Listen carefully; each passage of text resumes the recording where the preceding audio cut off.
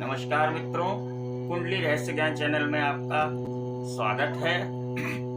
जैसा कि हम प्रत्येक लग्न में लग्नेश का कुंडली के 12 भाव में जाने पर क्या किस प्रकार का लग्नेश जातक को प्रभाव देते हैं, उस सीरीज का ये छठा वीडियो है।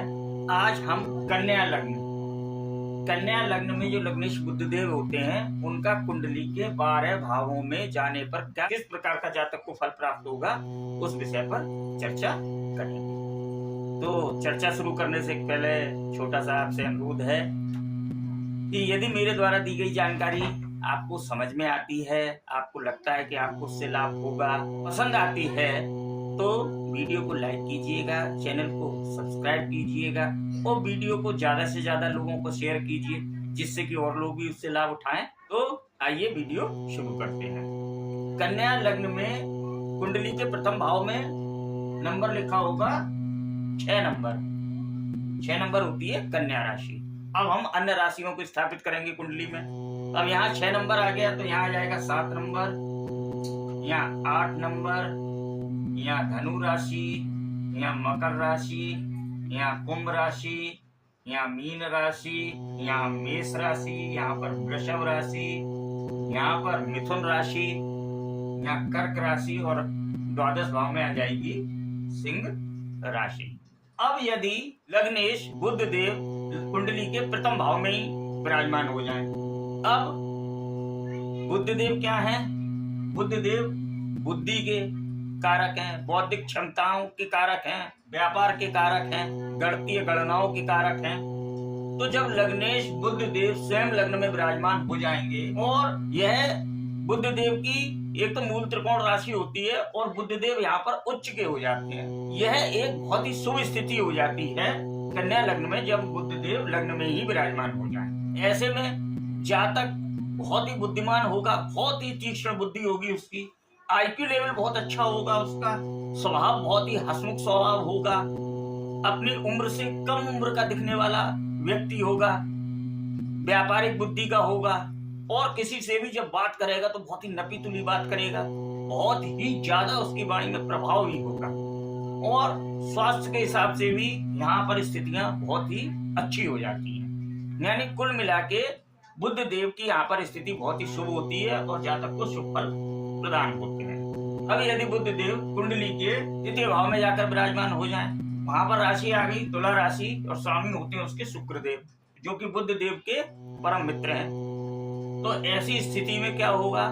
जातक को कुटुंब का बहुत ही अच्छा सहयोग प्राप्त होगा, कुटुंब के साथ उसका नेचर बहुत अच्छा मेल खाएगा, एक तरीके से मित्रता वाला, यहाँ पर संपत्ति का सुख उसे बहुत अच्छा होगा, वाणी बहुत प्रभावशाली होगी, बहुत सोच समझ के तौल नाप करके बोलने वाला व्यक्ति होगा और ऐसे व्यक्ति अपनी वाणी से बहुत ही धन लाभ अर्जित करते हैं। अब यदि बुधदेव कुंडली के तृतीय भाव में जाकर विराजमान हो जाए, यहाँ पर राशि आती है वृश्चिक राशि, जिसके स्वामी होते हैं मंगलदेव। अब मंगलदेव और बुधदेव की शत्रुता है। अब लग्नेश एक तो तृतीय भाव संघर्षों का भाव, मेहनत के भाव, वहां पर जाके पहुंच गया, तो ऐसे में यहाँ पर छोटे छोटे रोग निरंतर देखने को मिलते हैं, व्यापारिक यात्राएं बहुत करने पड़ती हैं, छोटे भाई बहनों का सुख बहुत अच्छा हो जाता है। लेकिन मंगलदेव शत्रु की राशि में होने के कारण यहाँ पर बुधदेव पीड़ित अवस्था में हो जाते हैं और जीवन में संघर्षों को और शारीरिक कष्टों को बढ़ा देते हैं। अब यदि बुधदेव कुंडली के चतुर्थ भाव में विराजमान हो जाएं, यहाँ पे आगे धनु राशि, स्वामी होते हैं गुरु बृहस्पति देव। अब बुधदेव और बृहस्पति देव की मित्रता है और लग्नेश खुद सुख के भाव में चला गया, चतुर्थ भाव में चला गया, तो ऐसे में भूमि, भवन, वाहन, माता, इन सभी सुखों में वृद्धि कर देता है, पारिवारिक संपत्ति यहाँ पर दिलाता है, घर का वातावरण बहुत ही हंसमुख स्वभाव का रहता है, हंसी खुशी का वातावरण रहता है। यहाँ पर कार्य क्षेत्र के लिए भी यह स्थिति बहुत अच्छी होती है, क्योंकि यहाँ से बुधदेव सप्तम दृष्टि से कार्य क्षेत्र को देखते हैं, यहाँ पर कार्य क्षेत्र में भी सफलता दिलाते हैं। तो इस प्रकार से बुधदेव की यह स्थिति भी अति शुभ स्थिति होती है। अब यदि बुधदेव कुंडली के पंचम भाव में विराजमान हो जाएं, तब क्या होगा? अब केंद्र त्रिकोण का स्वामी त्रिकोण भाव में आ गया और यहाँ पर राशि आ गई मकर, जिसके स्वामी होते हैं शनिदेव। और शनिदेव और बुध देव में परम मित्रता है।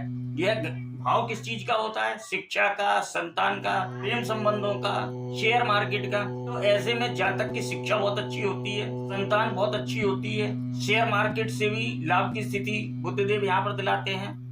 और शुभ ग्रह है तो प्रेम संबंधों में भी यहाँ पर स्थिति शुभ ही रहती है। यानी बुध देव का कन्या लग्न की कुंडली में पंचम भाव में जाना अति शुभ स्थिति दर्शाता है।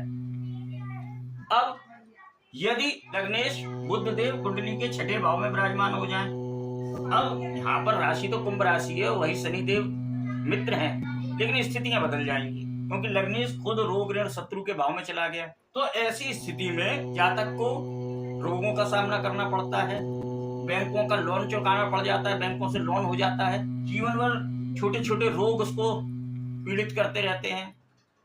और उसके जो शत्रु होते हैं वो भी बहुत ही तीक्ष्ण बुद्धि के होते हैं, आम शत्रु नहीं मिलते हैं।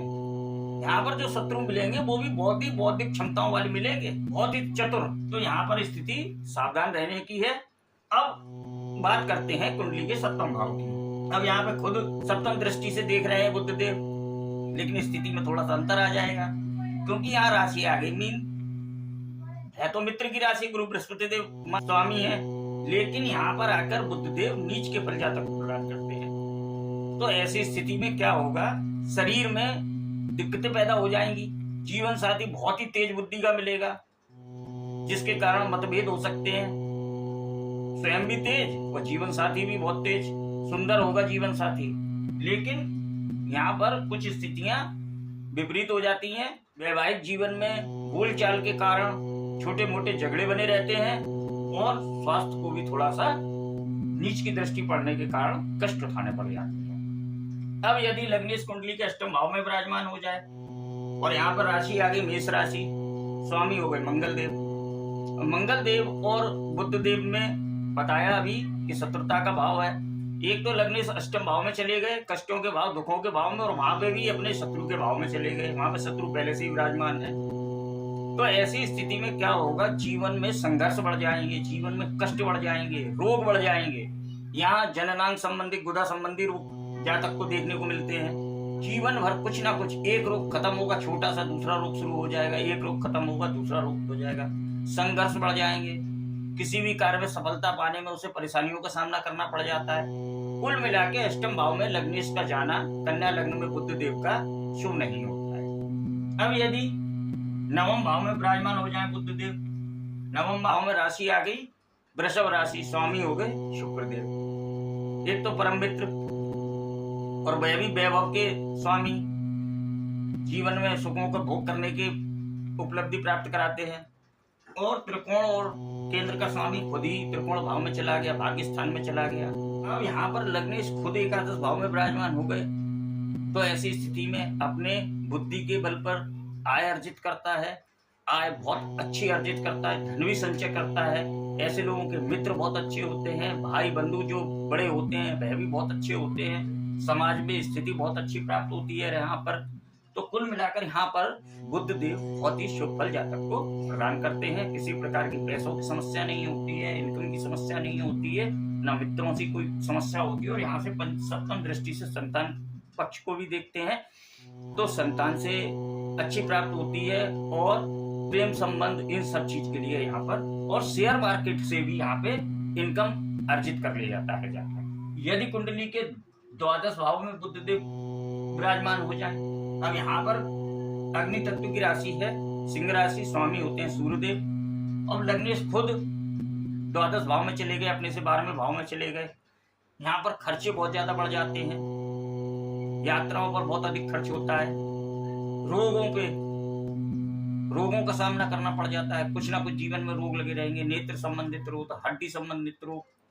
तो इस प्रकार से यहाँ पर रोगों पे खर्चा बहुत ज्यादा बढ़ जाता है और जातक खर्चीले स्वभाव का हो जाता है। तो यहाँ पर स्थितियां थोड़ी सी सामान्य नहीं होती हैं। तो इस प्रकार से हमने बुध देव का कुंडली के 12 भावों में जाने पर क्या जातक को प्रभाव पड़ता है, इस चीज पर विचार किया।